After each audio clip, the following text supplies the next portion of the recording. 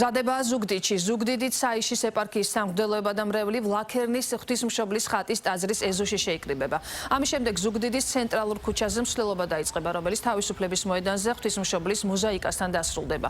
სადღესასწაულო პარაკლის ჩაატარებენ სასულიერო პირები. ზუგდიდში ოჯახის სიწმინდის დაცვის დღე მე-11 წელი აღინიშნება.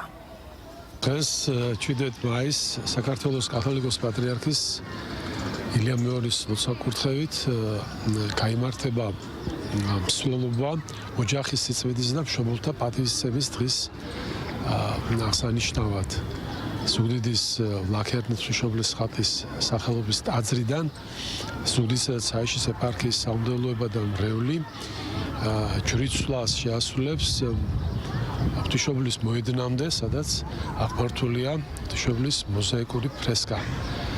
დაახლოებით 2 საათისთვის იქ გაიმართება ყოვლადწმიდა ღვთისმშობლის საგრძნობი პარაკლისი.